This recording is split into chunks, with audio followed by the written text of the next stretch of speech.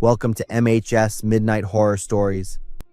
I know that many of you choose to watch videos on this channel to relax and ease yourself into sleep. That's why we've included calming background music after 10 horror stories, helping you drift off more comfortably. If you enjoy the content on this channel, don't forget to support us by leaving a like or drop a comment letting us know where you're listening from and what time it is for you. Your support means everything to us and is the biggest motivation for this channel to keep growing. And now, let's step together into tonight's terrifying stories. My name is Valerie. On that fateful day, September 6th, 2019, I had no idea that I had stepped into a vehicle heading straight to the gates of hell. I didn't know that my life was separated from death by only a thin panel in the back of a truck. It was a stormy evening in Anchorage, Alaska. The rain was pouring down, and the bone-chilling cold made me shiver. I had nowhere to shelter. People on the street avoided me like I carried a plague. I just wanted a place to stay dry and hide from the freezing wind that swept through the empty streets. I was exhausted and starving. I was shivering under the awning of a 7-Eleven convenience store. A gray pickup truck pulled over to the curb. I didn't think twice. I just wanted to get out of the rain. The man behind the wheel looked completely normal. He even seemed polite. He introduced himself as Brian. He had a very distinct voice, deep with a South African accent. He nodded and told me I could have a ride. Inside the warm truck, Brian didn't say much. He stopped to buy some drinks and told me to wait in the cab. That was when my desperation took over. I leaned down to pick up my cheap phone that I had dropped. I saw another phone lying right next to it. I grabbed both and shoved them into my pocket. I thought I could sell the extra phone to pay for a motel room. A few minutes later, the man came back. He didn't say anything and just kept driving. Eventually, he dropped me off near the abandoned shack where I usually slept. He drove away without looking back. Later, I found an old church where I could plug in the phone. I pulled out the strange phone to check it. The battery was still good, and it wasn't locked. I opened the photo gallery. At first, it was just pictures of hotels and selfies of the man who gave me a ride. But then, I saw a folder that made my blood run cold. It was titled, Homicide Marriott Hotel, Midtown Anchorage. Even though I felt terrified, I clicked on it. The first video showed a woman crying and struggling on a hotel bed. She was desperately reaching for the air. A man was holding her throat tight. He was screaming horrible things at her. Within seconds, I recognized the voice. It was the man who had just given me a ride. I heard him clearly say, "You aren't leaving here alive. I'm killing you." I shut off the screen immediately. My heart was pounding so hard I thought it would explode. Pure terror washed over me. I was a homeless woman who had just stolen a phone from a serial killer. I worried that if he used a GPS tracker to find me, he would kill me to keep me quiet. I spent the next few days in a state of extreme paranoia. I hid under bridges and couldn't look anyone in the eye.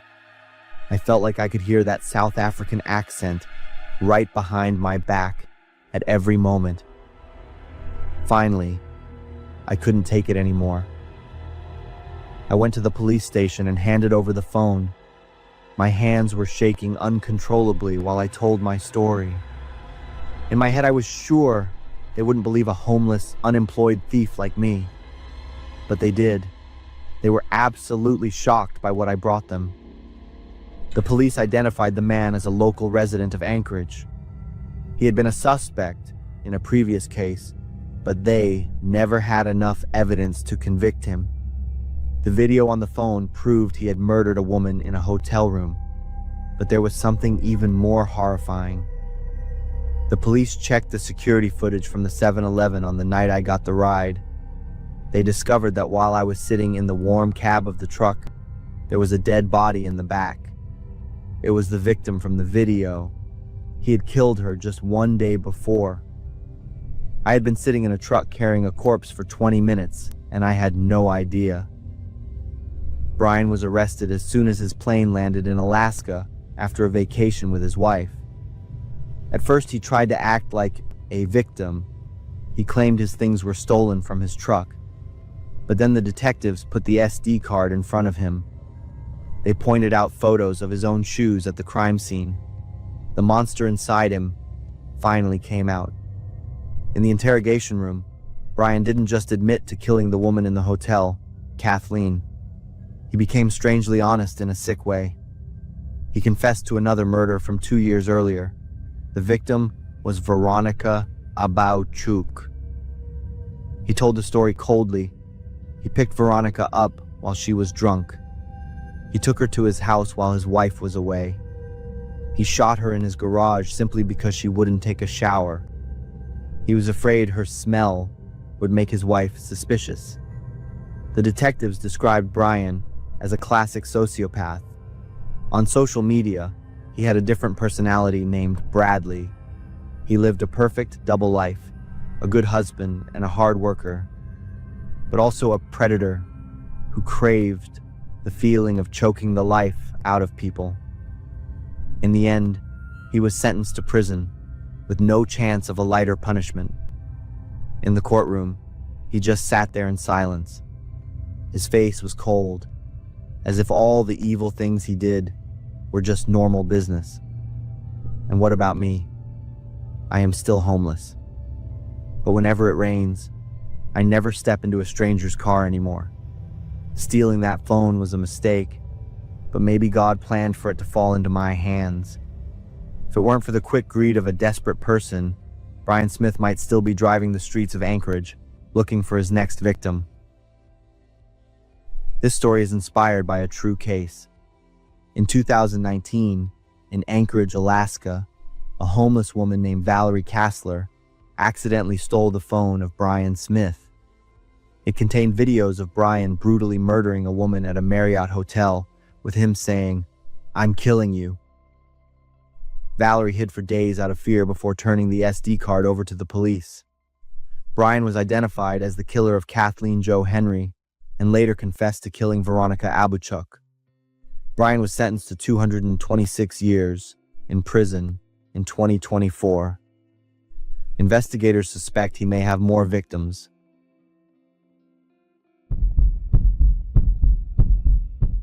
My name is Adam. I'm 36 years old. I live a simple life, working as a supervisor at a warehouse in suburban Pennsylvania. I never thought I would become the victim of someone's madness on my usual drive home. That afternoon, I was driving my Ford pickup truck home after a long 10-hour shift. The sunset turned the road golden. The radio was playing a slow country song. I just wanted to get home and sit on my living room sofa. As I drove through a few blocks, I noticed a gray sedan behind me. At first, I thought we were just taking the same route. A few minutes later, at an intersection, the car was still there. I decided to test it. I tapped my brakes and slowed down to see if I was just being paranoid. The car behind me slowed down immediately. When I turned a corner, I took a quick look. I saw a woman behind the wheel. She looked exhausted. Her hair was in a high bun. In the back seat, 3 kids were crowded together. I thought maybe she was just headed in the same direction as me. I sped up and passed a few slow cars in the left lane. To my surprise, the gray sedan changed lanes too. It stayed right on my tail like a shadow.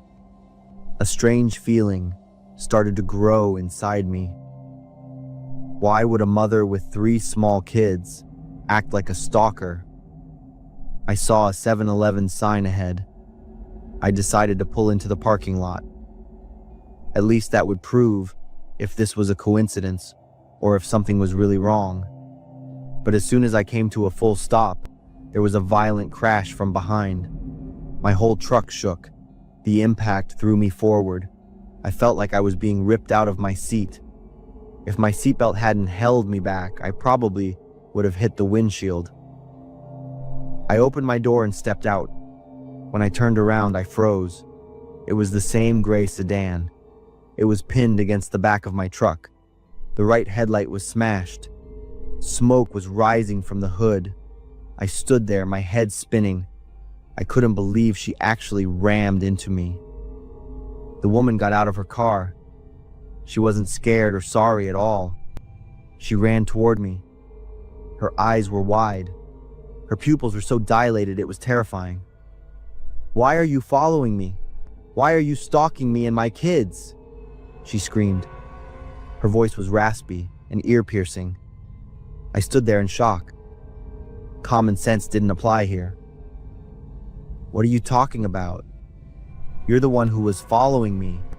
You just hit my truck. Don't lie to me. I saw you slow down to look at me. Then you sped up to run away when I caught you," she shrieked. She stepped closer. I realized that in her world, my self-defense was proof of my guilt. I held up my hands to try to calm her down. I tried to stay as steady as possible. "Look, this is a big misunderstanding. I'm just on my way home from work." Before I could finish, a painful punch hit my left cheek. I stumbled back. I could taste the metallic flavor of blood in my mouth. "Stupid man! You think you can stalk people and get away with it?" she yelled in my face with pure hatred. While we waited for the police, she wouldn't stop rambling. She kept pointing her finger at me and screaming nonsense. "I knew it. You people are always watching me. You're sick." Her voice was a raspy hiss. People in the parking lot started to stop and stare. I stayed still and kept my distance. The 3 kids sat in her car, staring out with expressionless faces. It gave me the creeps. When the police officer arrived, he quickly separated us to take our statements. The woman kept accusing me with stories that made no sense. "She has a very serious mental health issue," I told the officer when he came back to me. "She didn't even care about the lives of her 3 kids in the car. She just rammed into me because of a delusion." The officer nodded. He looked sympathetic, but also helpless. After the paperwork was done, I got back into my truck. My hands were still shaking on the steering wheel. I could still taste the blood from her punch. In the rearview mirror, I saw her still pointing at me and arguing with the cops. The 3 kids were still sitting quietly in the dark car. I drove away, but the look in her eyes and the silence of those kids haunted me the whole way home. I still don't understand why I became a target for that madness. I was just at the wrong place at the wrong time on a normal road. What haunts me isn't just her wild eyes. It's the creepy silence of those kids. It was like they were used to these outbursts. The scariest thing is when you become a villain in someone else's broken world, and there is no way to protect yourself.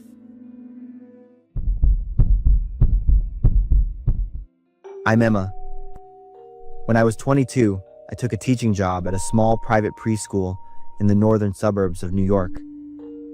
It began with confusion and ended in horror.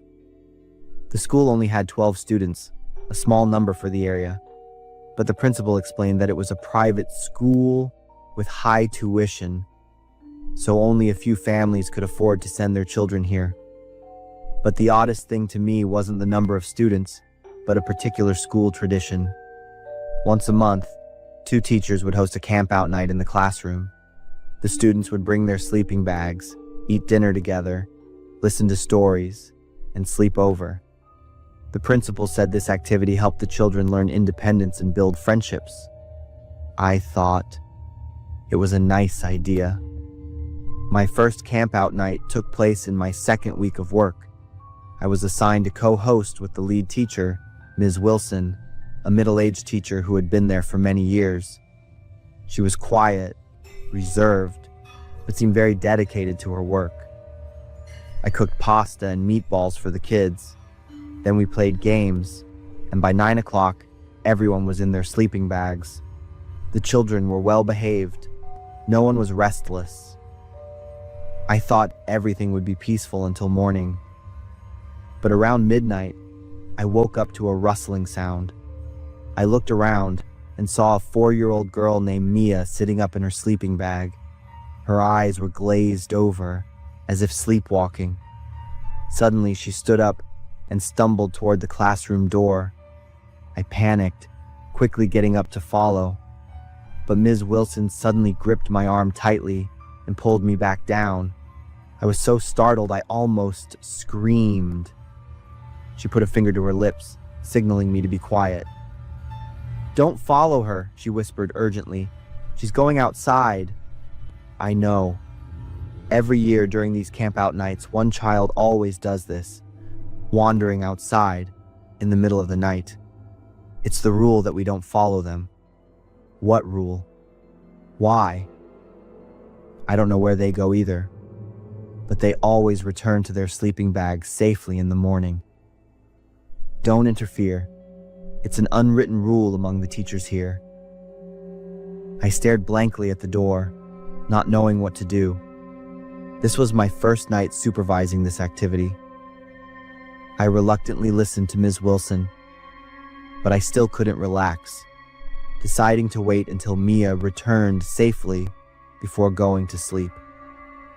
About an hour later, I heard faint footsteps. Then a small shadow appeared at the door. Mia had returned, crawled into her sleeping bag, and lay down to sleep as if nothing had happened. I looked at Ms. Wilson, but her eyes were closed. She seemed to be asleep. I lay still all night, eyes wide open, staring at the ceiling, unable to sleep.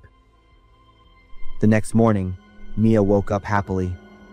I observed her all morning, but Mia showed no strange signs. I wondered if the night before was just a dream. After that night, I couldn't stop thinking about the strange rule Wilson had mentioned. I decided to ask a young teacher named Sarah, who had worked there for 2 years. When I told her about the rule not to follow the children, she looked at me in complete shock. "What rule?" "I've been working here for 2 years. I've never heard of that." "Why didn't you follow Mia?" But Ms. Wilson said. Sarah immediately cut me off, her tone anxious. "Ms. Wilson isn't right in the head. Don't believe what she says." Then she told me about a tragedy. 2 years ago, Ms. Wilson lost her only daughter in a car accident. The child was named Sophie. She was only 5, and she had attended this very school.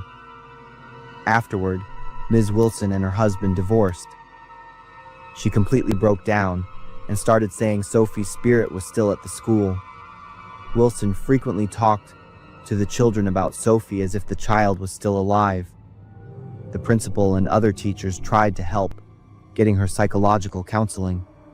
Lately, Ms. Wilson had mentioned Sophie less, but she still talked about strange things related to the spiritual world. I sat in silence, a shiver running through my body. I decided I had to ask Mia. That afternoon, I sat down next to Mia. The little girl was too young to explain clearly. She said she heard someone calling her name and went outside to find them. Mia said she went to a place with many large stones, a big house, and played in the yard. When asked who she played with, Mia replied it was an older sister. I figured it out. The preschool was next to an old church, and behind the church was a small cemetery. The large stones were gravestones. The big house was the church. Mia had gone to the cemetery at midnight and played with an older sister. The second camp-out night took place 2 weeks later. This time, I was assigned with Sarah. I was determined to find the truth. After the children fell asleep, I lied to Sarah that I was going to the restroom, then sneaked out to the cemetery to wait. But Sarah followed me. She was worried because I was acting suspiciously. We hid behind a large tombstone and waited. Around midnight, I heard footsteps, but they weren't a child's footsteps. They were an adult's. A figure appeared in the cemetery. It was Miss Wilson. She wasn't assigned to tonight's campout, but she was here anyway. She was walking back and forth between the rows of graves, as if searching for something.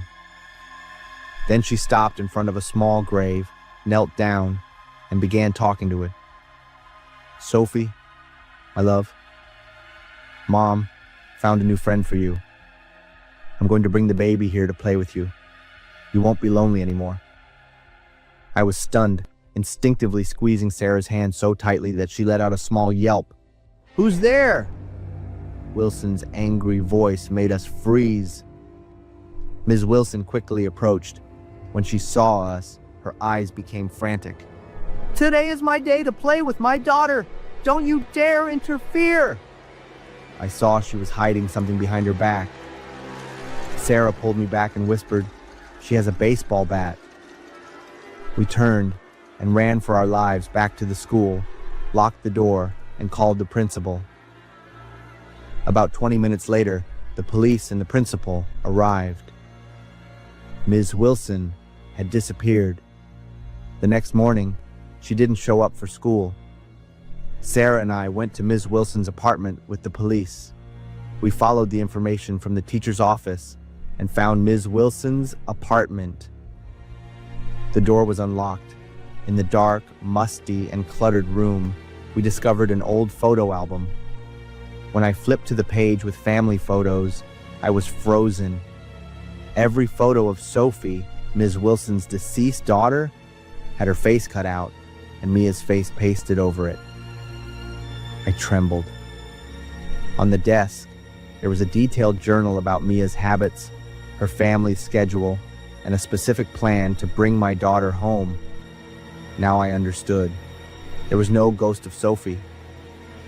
Ms. Wilson had lured Mia out to the cemetery on the first campout night, played with her, and was slowly building a relationship with Mia, preparing for the day she would abduct her.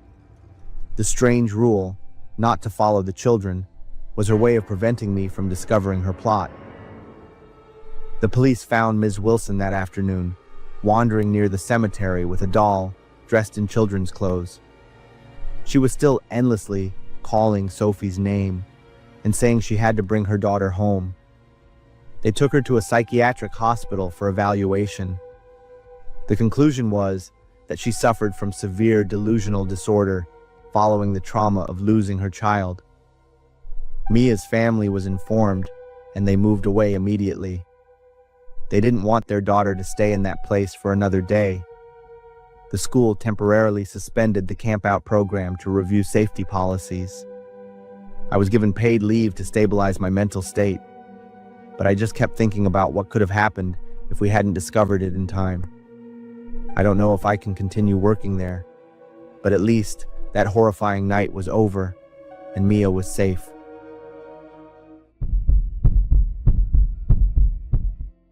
The clock on the wall said 9 p.m. I glanced out the window of the Dollar Tree. Parking lot was damn near empty. Just my car and a red one parked way out in the corner. I wrapped up the last bit of cleaning for the day and was about to clock out. Next time I looked, it was already 9:45. I muttered a little prayer under my breath. Please, nobody come in now. And of course, right on cue, ding ding, the doorbell went off. I looked up. A white guy walked in, probably mid-40s, shoulder-length brown hair, thick mustache. Didn't even glance at me, just headed straight to the canned food aisle. I gave him a polite hi and went back to sweeping. Couldn't help but chuckle. Guess that's what I get for wishing too hard. Life's got a real sense of humor. The guy was moving slow, sneakers squeaking with every step. I could hear him rustling through the shelves, poking around like he was looking for something specific. I finished up, rolled the cleaning cart behind the counter, checked the register, started counting the drawer, logged today's sales in the book.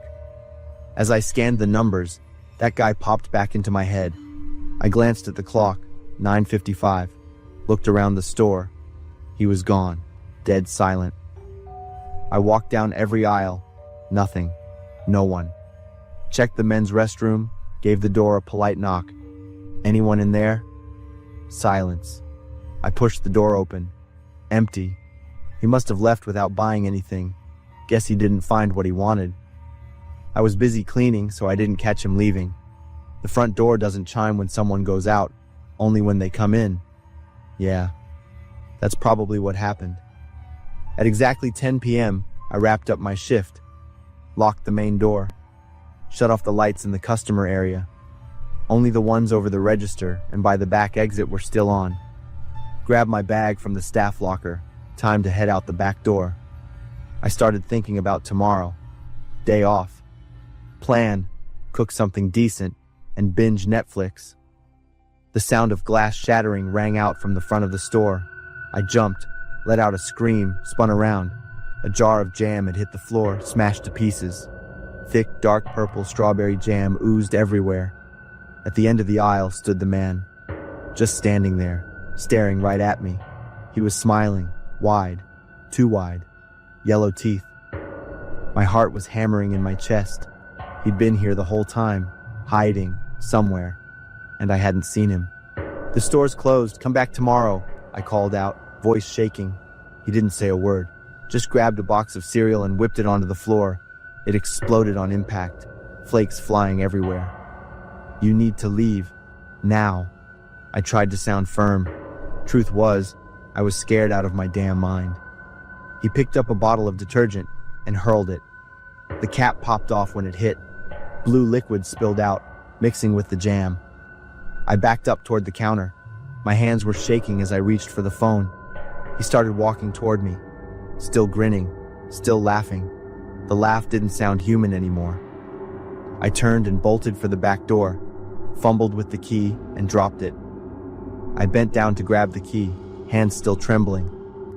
Behind me, I could hear more crashing, stuff falling, glass shattering. I fumbled with the lock, managed to get the back door open, and bolted into the parking lot behind the store. Sprinted to my car, hit the unlock button on the remote, jumped in, slammed the door shut, locked it right away. My fingers shook as I dialed 911. Dollar Tree on Maple Street. There's a man inside. He started wrecking the place after closing. I'm on the night shift. "Police will be there in 5 minutes. Are you hurt?" "No," I said. "I'm in my car, out back in the parking lot."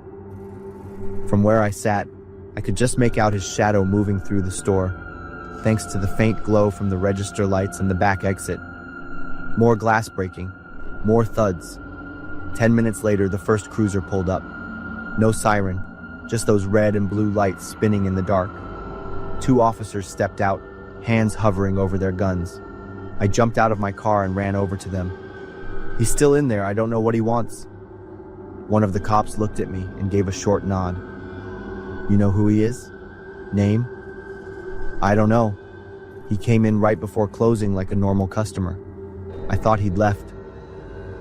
The other officer clicked his radio. "We need backup at the Dollar Tree on Maple. Male suspect, breaking and entering. Property damage in progress." The 2 officers moved toward the back door. I stayed by my car, watching. A few minutes later, another cruiser pulled in. 3 more cops jumped out and headed straight into the store. "Out! Hands up!" Their voices boomed from inside. Then a scream. Not fear, rage. Raw and feral, like some wild animal backed into a corner. There was a crash. Heavy. Footsteps pounding. Then the sound of metal slamming against metal. I stood outside, frozen, adrenaline buzzing in my veins.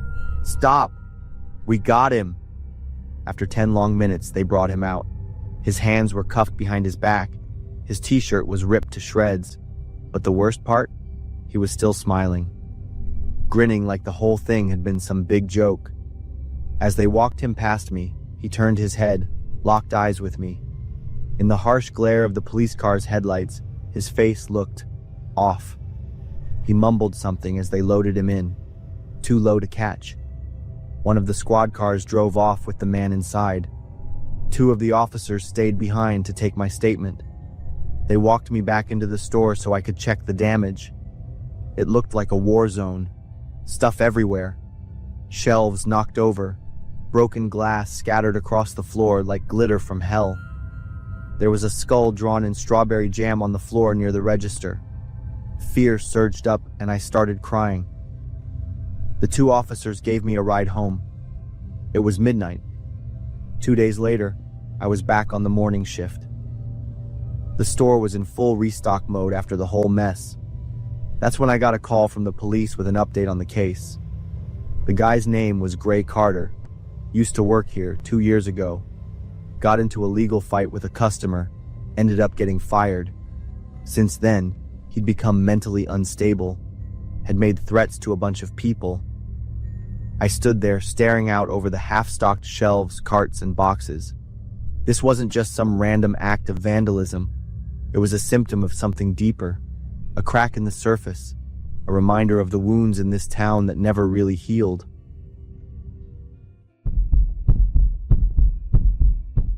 I still remember that fateful day, as if it happened yesterday.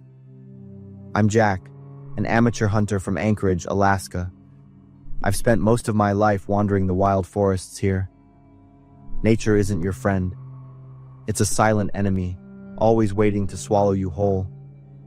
10 years ago, I was with two old friends hunting for caribou in an area about 10 miles south of the highway near Chicken, a small town where locals live by hunting and fishing. It's a place where stories of missing people are not uncommon. We started our trip on a cool autumn morning. The sun had just risen, casting a warm red glow on the pine trees. The air was so fresh you could smell the decaying leaves. Mike, a big guy with a full beard, was our guide. He used to work for the Fish and Game department, so he knew every corner of this land. Tom was a quiet man, who always carried his rifle as if it were part of his body. We walked for 3 days, camping overnight next to small creeks, listening to the wolves howl in the distance. Alaska is strangely quiet. On the 4th day, we decided to cross a dry creek bed to get to an area with more caribou tracks. The creek bed was about 60 feet wide. The bottom was covered with fine gravel and sand, with scattered bushes growing along the banks. The water had been gone for a long time, leaving a layer of hard, dry dirt under our feet. We walked slowly, avoiding the deep holes that could twist an ankle. I was thinking about dinner with roasted meat when Mike suddenly stopped and pointed to the ground. I bent down and saw it. Just the last few inches of a gun barrel sticking out of the gravel. It was black and covered in dirt. In Alaska, you can find all sorts of junk from the gold rush era. But a gun? That felt strange. We used our hands to dig. The dirt was softer than I thought. After just a few minutes, the rifle was fully exposed. It was a Remington. The stock was cracked, but the serial number was still clear. Tom wiped off the dirt and checked the chamber. It was empty. Maybe someone dropped it while hunting, Mike said. But I thought differently. This creek bed was in the middle of nowhere, far from any roads. Who would be hunting here and forget a gun? We decided to carefully wrap it in my backpack and take it back with us. The rest of the day was normal. That night, as we camped next to a small river, I lay awake in my tent. I couldn't stop thinking about the gun. Something felt wrong. I dreamt of shadows moving in the dark. I heard whispers coming from the creek bed. The next morning, we went back to Chicken. From there, we drove to Talk, the nearest town with a police station. I handed the gun over to the local police officer. He checked the serial number through the system. His face went pale. This belongs to one of the 4 missing hunters. Mike and I looked at each other in shock. The police officer continued. They were all local hunters. They set out from Talk to hunt caribou and never came back. Their families offered a large reward. The police searched for months, but there was no sign of them. We figured they might have been eaten by wolves. He immediately called the Alaska State Troopers and a representative from Fish and Game. They quickly put together a search team and asked us to lead them back to the creek bed. We walked about 10 miles to get there. The search team spread out. They used picks, shovels, and trained dogs to search the area. Soon after, a police officer shouted. We ran over and saw pieces of torn tents, sleeping bags, and human remains. My God, the human remains were scattered everywhere. It was as if they had been thrown around by some terrible force. The search team worked all afternoon, collecting evidence. They found more items, a broken watch, a few boxes of ammunition, and a journal.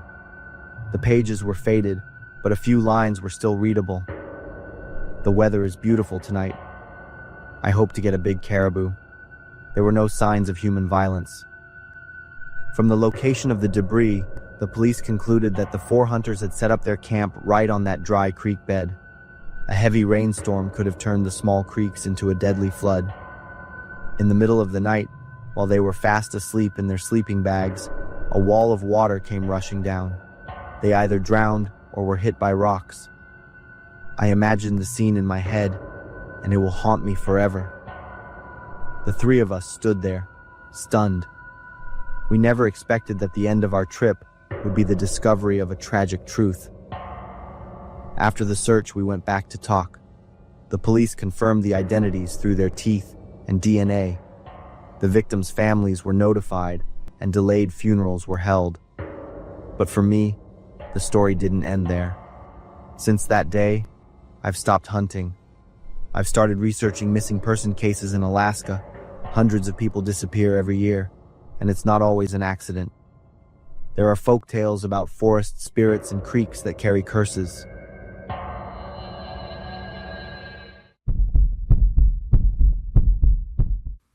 I am Claire, 26 years old, a college student in the morning, and a night shift employee at a 24-hour quick-trip convenience store in the evening. This job wasn't an ideal choice, but it helped me manage rent and buy little things. On quiet nights in the store, the fluorescent lights are cold and bright, and the neon sign outside flickers occasionally, as if it might go out. The sound of the air conditioner hums, and the automatic door opening sometimes makes me jump. One evening at the beginning of the month, I noticed the presence of a strange man. He was tall, thin, with messy black hair as if it had never been combed. A worn gray jacket hung loosely over his shoulders. Every time he came in, he would stand at the back corner of the store, holding a bottle of water, but never walking up to the counter. What was stranger was his gaze. He didn't just observe me, but seemed to look right through me, like he wanted to read my thoughts. The more I saw him, the more I realized a pattern. He always came at 1 a.m., standing near the emergency exit, holding a bottle of water and staring.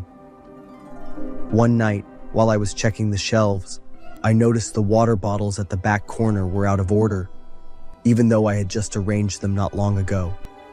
A feeling of unease washed over me when I discovered one bottle had been opened and placed slightly out of line, as if someone had intentionally left a clue. It wasn't just at the store. I began to feel like I was being watched even when I was at home.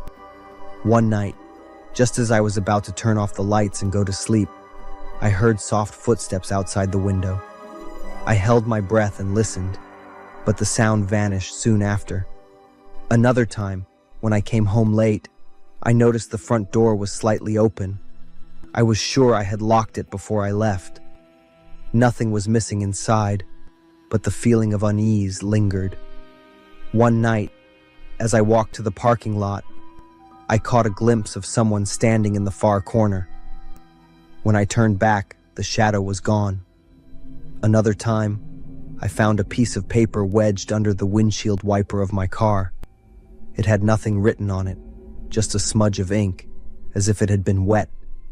These events made me nervous, but I didn't dare tell anyone. One night, he came closer. "Is that your old Toyota in the parking lot?" His voice was hoarse and cold. I froze for a moment, then nodded. He didn't say anything more, just turned and left. After that, I didn't see him anymore. I felt a sense of relief, and life went back to normal.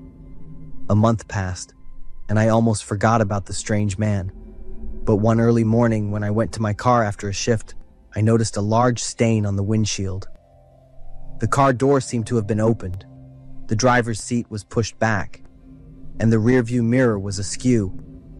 I told myself someone must have mistaken the car for theirs, but a feeling of unease still gnawed at me. 2 days later, I noticed a faint handprint on the car window. The fear grew, but I tried to reassure myself. That morning, it was freezing cold. I finished my shift at 6 a.m. and walked out to the empty parking lot. The early morning mist covered the Toyota, and when I got closer, my heart skipped a beat.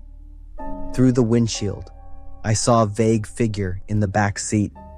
My hands trembled, but instead of running away, I picked up a metal rod nearby and slowly approached.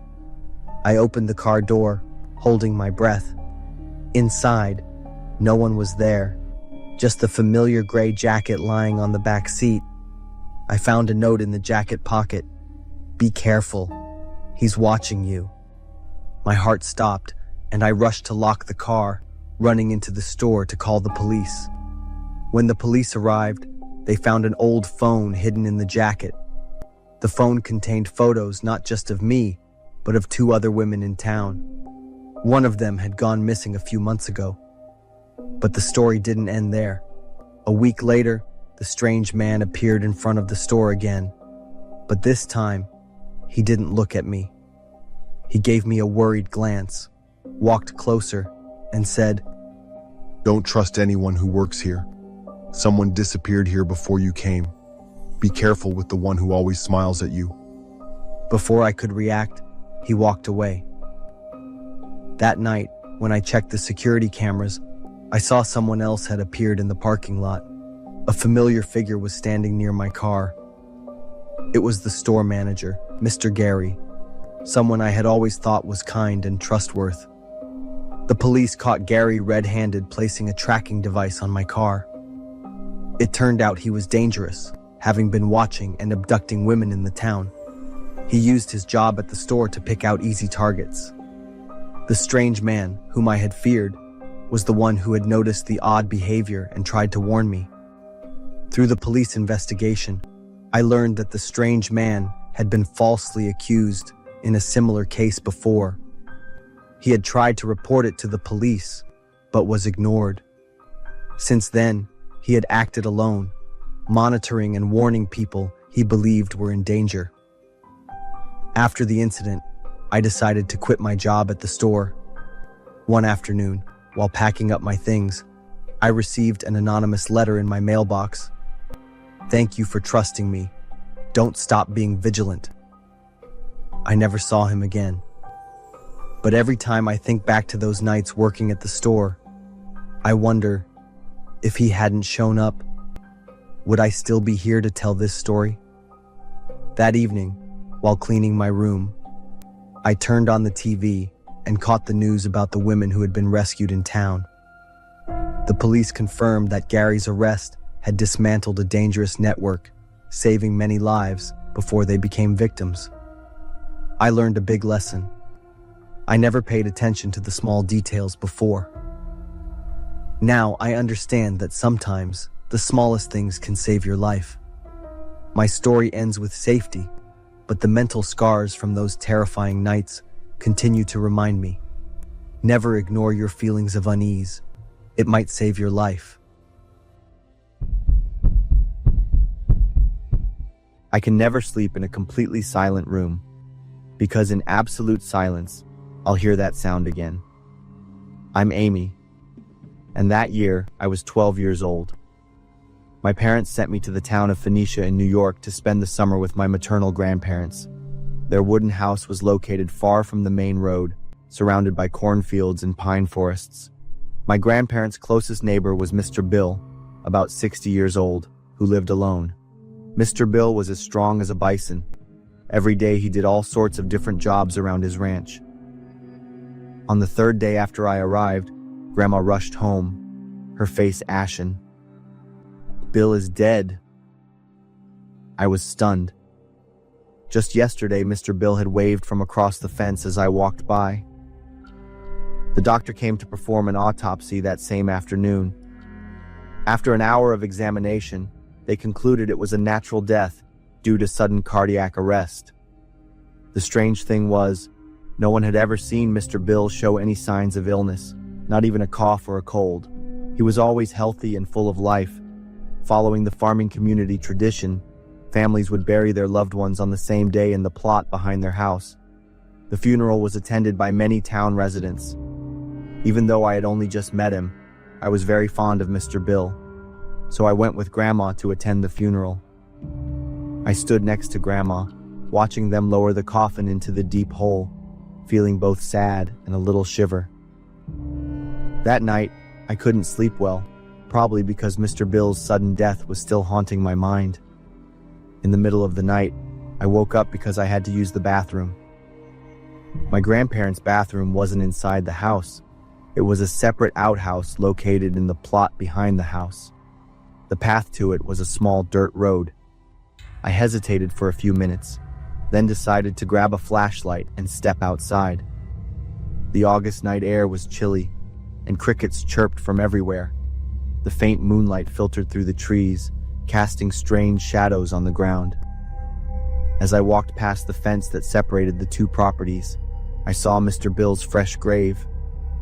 I continued towards the outhouse, my hand gripping the flashlight tightly.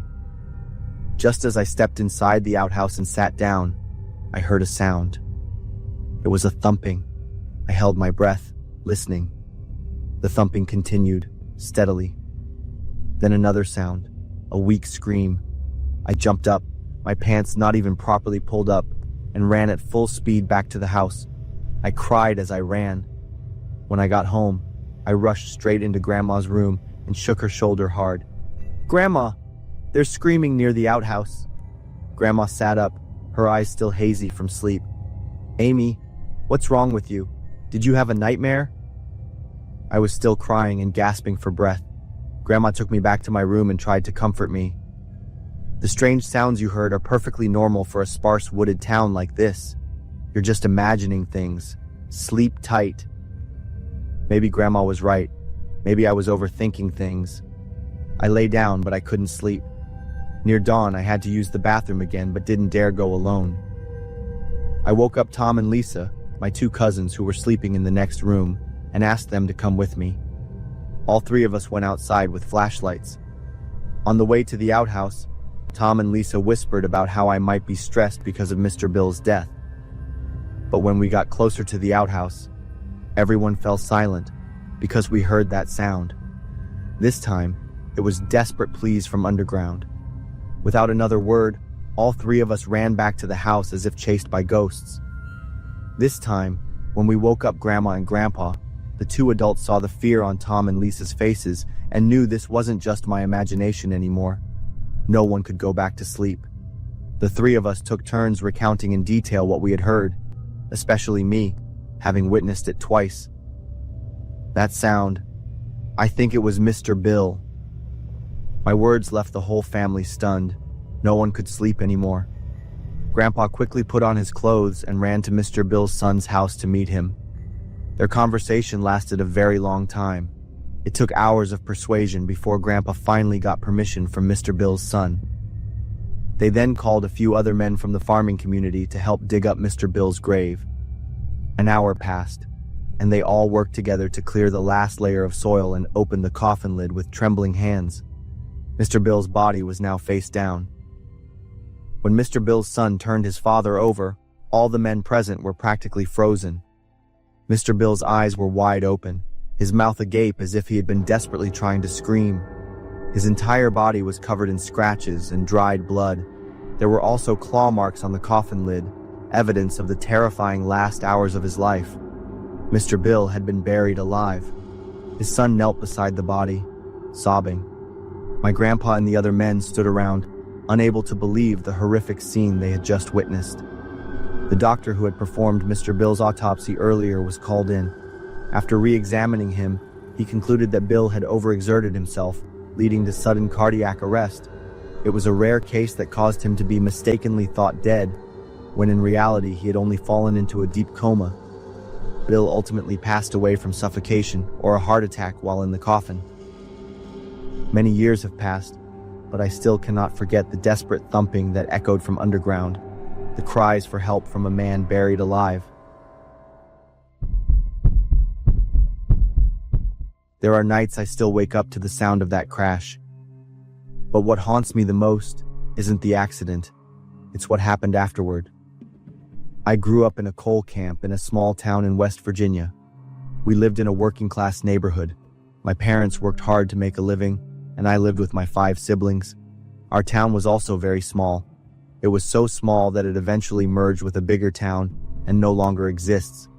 Jim Hatfield, who would later become my husband, came from a very wealthy family. His family owned almost all the timber companies in West Virginia, even nearly half the state. Despite being the heir to the family fortune, Jim didn't want to continue his family's timber business. Instead, he chose to work in the coal mines, just like many other workers. This is where he met my father. After a few weeks of working together, Jim asked my father if he could date me. Despite worrying about the wealth gap between our families, my father agreed. Over the next few months, Jim took me on several dates. Everything seemed to be going very well. One night, after getting drunk at a bar, Jim couldn't drive himself home. He was so drunk he couldn't stand up, slurring his words and asking me to drive him. That's when our story took a turn I never could have expected.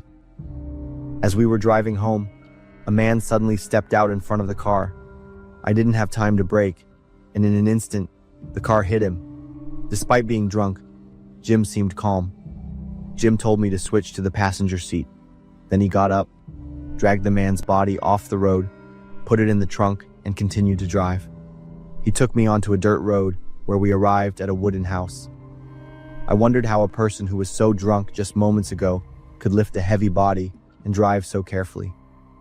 I thought maybe the fear had made him sober up instantly. Jim told me I needed to go with him up the mountain and that he had a plan. When we got to the top of the mountain, there was a secluded cabin. Jim said it was his family's cabin and that he wanted me to stay there for a few weeks. He explained that he owned a 1955 Mercedes Gullwing and that he was one of only 5 people in the entire county who had one. Jim said that people would eventually notice the man was missing, and if there were any car parts on the road from the accident, all suspicion would fall on him. If the other owners had alibis, then I, as the driver when Jim was drunk, would be charged with murder. At that moment, I wasn't clear-headed enough to think or calculate anything. I agreed with everything Jim suggested and wrote a letter to my parents. The purpose was to make them think I was visiting a friend in Tennessee and would be back in a few weeks. During my time at the cabin, I had everything I needed. Jim brought me food and other supplies, but I wasn't comfortable at all. The first few days in the cabin, I could barely sleep. Every time I closed my eyes, I saw that man appearing in front of the car. The loud noise when the car hit him kept ringing in my head. The nights were the worst. Every sound made me jump. Sometimes I thought I heard the footsteps of that man, as if his soul was looking for me. Jim said everything would be okay, but I knew it would never be okay. I had caused a man's death. About 2 months passed. Jim said everything was fine and that I could go home. My peaceful life from before had completely disappeared. Every time I left the house, I felt like hundreds of eyes were staring at me. I kept thinking everyone knew about that night. Maybe someone saw me and Jim driving away in the dark. I always kept my head down, avoiding eye contact with others. Every conversation made me nervous. When someone asked me where I had been for 2 months, my heart would pound. The sound of footsteps behind me always made me jump. I would turn my head to look back, trying to control my movements so no one would notice. At that moment I thought, is the police following me? Did they suspect something? Then one day, Jim proposed to me. I wasn't completely comfortable with this marriage, but I also loved Jim and felt his sincerity. Jim also held that terrible secret, and I agreed. Life seemed to be stable and happy. I didn't have to worry about money anymore. I could even help my family. I found out I was pregnant shortly after. One day, I went to the local doctor for a checkup, and I happened to see the man who was the victim in the car accident. I couldn't believe my eyes. He was standing there, healthy, as if nothing had ever happened. I was so shocked that I couldn't stand up and told the receptionist to take me home. I was nauseous all day, waiting for Jim to come home to tell him what I had seen. To be honest, I had never asked Jim where he buried the man. This is where everything went crazy. Jim told me that it was all a test. Because he came from a wealthy family, he wanted to find a truly loyal woman, one who didn't love him for his money. I stood there, my mouth open, unable to believe what I had just heard. For months I lived in a nightmare, tormenting myself, thinking I had taken a person's life. I had sleepless nights, staring into the darkness and seeing the man's face. I felt guilt eating away at my soul every day, every hour. I cried and screamed at Jim, the anger and pain mixed into an emotion I couldn't describe. I didn't know whether to feel relieved that I wasn't a murderer or angry that I had been so cruelly deceived. Despite feeling utterly betrayed, despite wanting to scream in anger and helplessness, I still stayed with him. Maybe it was because I was pregnant and what was called family kept me there. We had 3 children after that. I have to admit that to this day, we have a family that has everything. Jim truly loves me and our children, but those terrifying memories are something I can never forget.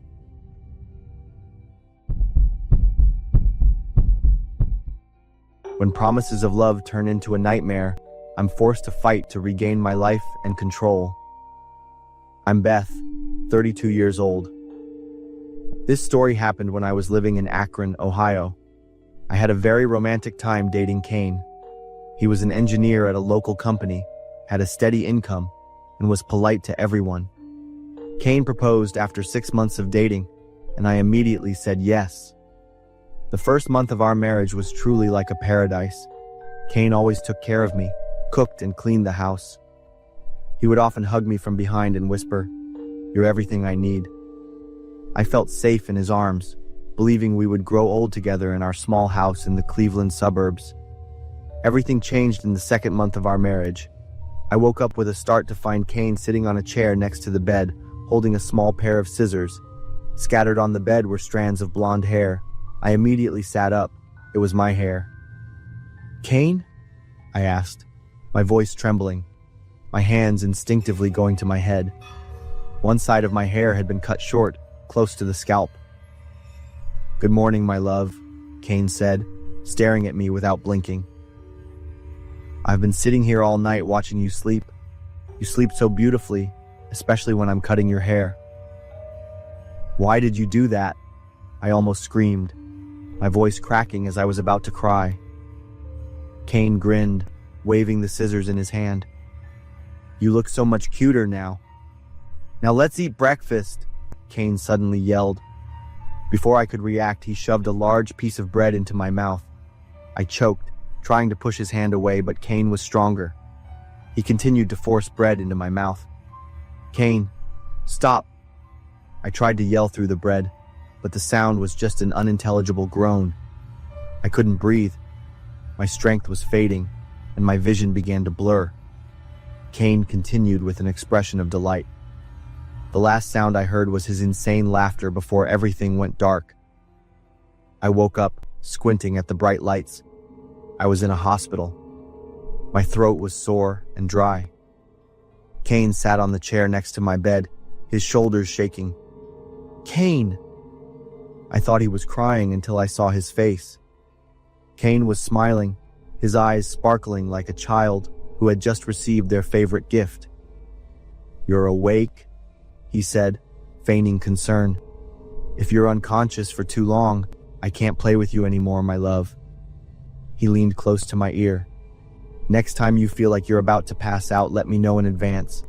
I'll let you rest for a bit." I shivered at my husband's attitude. "Why? Why did you do that?" Kane was silent for a moment, his eyes staring at me. Then he grinned again. "I've been waiting for this moment for a long time." I stared at Kane in disbelief. Was this really the man who had promised to protect me for the rest of my life? Why had he become like this? Just then, a doctor walked in and said the situation wasn't too serious, but still recommended I stay in the hospital for another night for observation. Kane immediately stood up and squeezed my shoulder tightly. "That's not necessary, doctor. My wife is fine. We're going home." Before I could say anything, Kane pulled me out of the hospital. The next few days were hell on earth.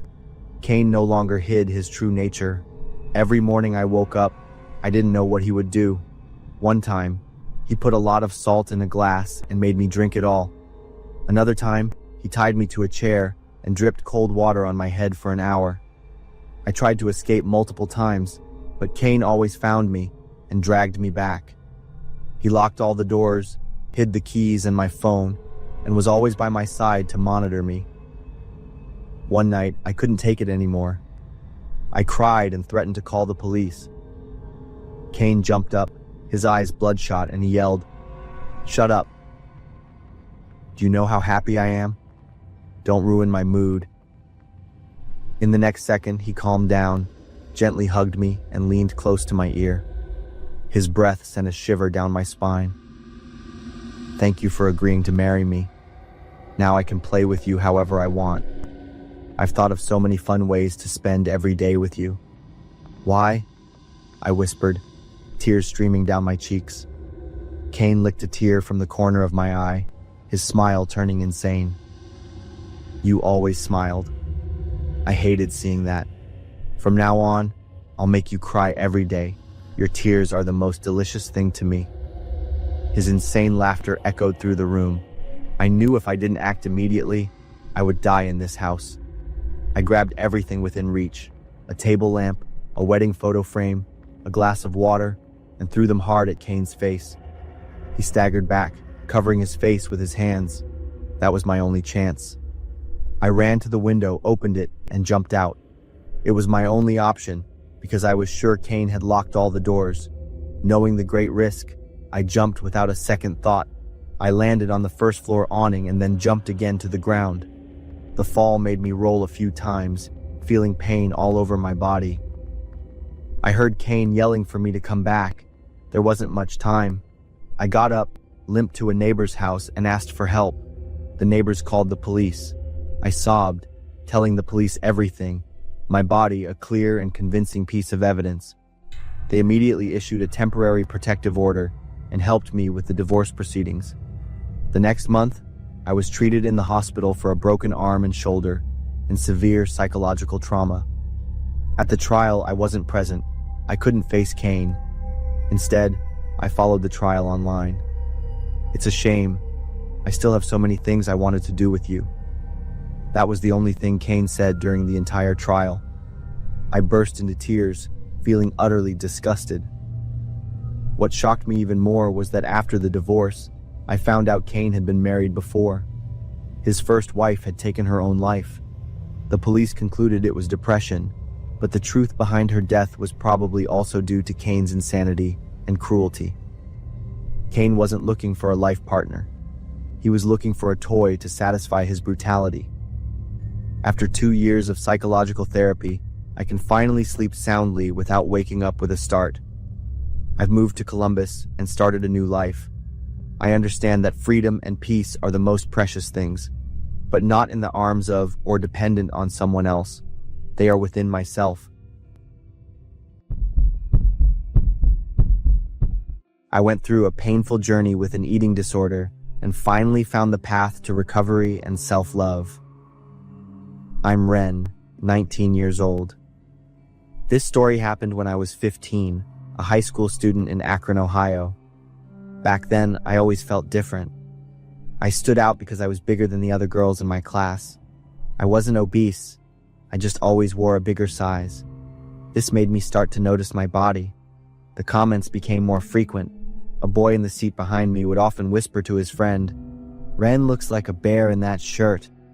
I pretended not to hear, but every word burrowed deep into my mind.